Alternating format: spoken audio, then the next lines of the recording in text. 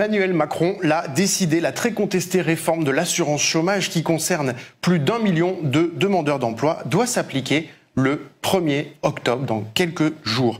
Réforme plusieurs fois reportée cette année. Cette fois-ci, le gouvernement semble décidé à la faire. Avec moi, Dan Israël, journaliste à Mediapart. Salut. Salut.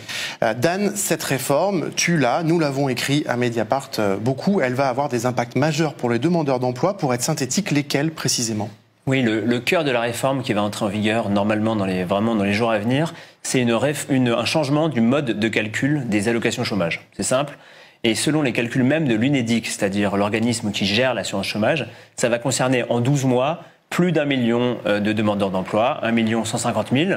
Et ils vont perdre, ces gens, ça va les pénaliser, ils vont perdre en moyenne 17% de l'allocation qu'ils auraient pu toucher si la réforme n'a pas lieu, ou n'avait pas lieu. Mais c'est des situations qui peuvent être bien plus graves, puisque pour au moins 400 000 personnes, la perte d'allocation sera de 40%. Ces évolutions, elles avaient été critiquées ces derniers mois. On est bien d'accord, la réforme telle qu'elle est envisagée au 1er octobre, ça bouge pas, ça changera pas. C'est exactement ce que tu racontes. Oui, tout à fait. Il y a eu un premier épisode où le gouvernement avait des plans encore plus durs, avec des situations encore plus inéquitables. Mais en novembre dernier, le Conseil d'État a annulé cette réforme-là en disant justement que les situations étaient trop inéquitables et trop différentes d'un demandeur d'emploi à un autre. Mais ensuite, il y a eu un nouvel épisode au Conseil d'État. Le Conseil d'État a suspendu la nouvelle réforme, les nouvelles règles que voulait le gouvernement. Et cette fois-ci, c'est les mêmes qui vont entrer en vigueur. Alors, cette réforme, tu l'expliques sur Mediapart, elle repose quand même sur beaucoup d'idées reçues, à commencer par ce cliché qui voudrait que les demandeurs d'emploi se complaisent dans le chômage. En fait, c'est une ancienne qu'on entend depuis 30 ans. Et Emmanuel Macron n'a pas résisté, lui aussi, à l'idée de s'engouffrer dedans. Septembre 2018, regardez, voilà ce qu'il rétorque à un jeune horticulteur en recherche d'emploi. Dans l'hôtellerie, le café, la restauration, dans le bâtiment, il n'y a pas un endroit où je vais où ils ne me disent pas qu'ils cherchent des gens. Pas un. Ouais, d'accord. Non mais c'est vrai. Donc si il y a des métiers qui nécessitent des compétences particulières. Ouais, quand les gens les ont pas, on les forme, c'est pour ça qu'on investit. Mais après, il y a des tas de métiers, c'est aussi, il faut y aller. Honnêtement, hôtel, café, restaurant, je traverse la rue, je vous en trouve, ils veulent simplement des gens qui sont prêts à travailler. Sous-entendu, si tu ne trouves pas, c'est de ta faute. Cet été, pour défendre sa réforme, il enfonçait le clou. En France, on doit toujours bien mieux gagner sa vie en travaillant qu'en restant chez soi, ce qui n'est actuellement pas toujours le cas. L'élément de langage n'est pas nouveau, en rembobine. 2012, Nicolas Sarkozy est en campagne pour sa réélection. Pour que la feuille de paye augmente, pour que le travail soit davantage rémunéré que l'assistanat, pour que tout le monde soit encouragé à reprendre un travail. Voilà. L'assistanat, obsession de la droite dure, style Laurent Wauquiez. Le deuxième problème, c'est quoi? C'est les dérives de l'assistanat. Quelle est, pour moi, la principale injustice dans notre pays? C'est que celui qui travaille n'est pas un véritable écart avec celui qui bénéficie des minima sociaux. Cette situation-là est pour moi le cancer de la société française. Et si on rembobine encore, en 1988, c'est Le Pen père qui lie évidemment immigration et assistanat. Plusieurs centaines de milliers de chômeurs étrangers assistés. Un cliché qui a fini par devenir un mantra des politiques. Dan, pourtant, comme le racontent les chômeurs eux-mêmes que vous avez rencontrés, auxquels vous avez donné la parole, traverser la rue, comme dit Macron, ça suffit plus. Exactement. Cécile Hautefeuille a donné la parole à plusieurs personnes, quel que soit l'âge, quel que soit le degré de qualification, quel que soit le domaine. En fait, c'est pas forcément facile de trouver un travail. On peut toquer à des dizaines de portes et n'en voir aucune s'ouvrir et ne pas trouver de boulot.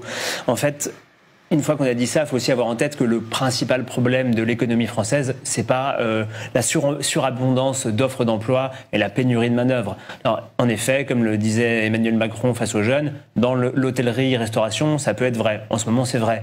Et bizarrement, ce qui commence à se dire, et même Elisabeth Borne, la ministre du Travail, l'a dit plusieurs fois, il y a peut-être une question de salaire aussi. Si on ne trouve pas des gens qui sont prêts à travailler, c'est aussi qu'ils sont trop mal payés pour des conditions difficiles. Voilà. Sinon, il faut quand même avoir en tête quelque chose.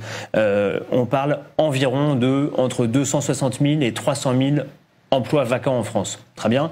Il y a combien de chômeurs inscrits en catégorie A, c'est-à-dire qu'ils n'ont jamais travaillé, ils n'ont pas travaillé tout le mois précédent? Eh bien, il y en a 3 500 000. Donc, même si toutes ces offres d'emploi étaient Et trouver preneur, ça ne réglerait pas le problème du chômage en France. Et en plus, bien sûr, ces offres d'emploi ne sont pas toutes à temps plein, ne sont pas toutes du tout pour des contrats à long terme.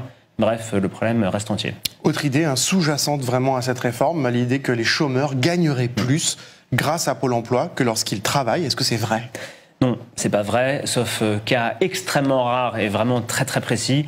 L'UNEDIC, encore une fois l'organisme qui gère l'assurance chômage, en 2019 avait fait ses calculs, ils arrivaient à 4% de personnes qui gagnaient un tout petit peu mieux leur vie. 4%, un tout petit peu mieux leur vie au chômage que quand ils étaient salariés. Et il faut voir les niveaux de salaire dont on parle. C'était 220 € de salaire par mois contre 290 € d'allocation chômage. Donc en fait, là, il y a une entourloupe statistique énorme. Depuis 2019, le gouvernement a sorti de son chapeau un chiffre où il dit un chômeur sur 5, un demandeur d'emploi sur 5 gagne mieux sa vie au chômage qu'en travaillant. C'est faux. C'est faux.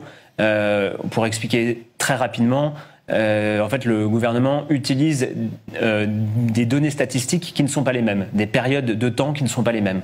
Vraiment, typiquement, si vous avez travaillé 3 mois à temps plein, puis un jour dans le 4e mois, il va prendre la moyenne de vos salaires sur ces 4 mois, moyenne qui ne sera pas haute, puisque sur le 4e mois, vous avez travaillé un seul jour. Donc, il prend cette donnée et il la compare avec ce que vous allez gagner à Pôle emploi pendant 1 mois.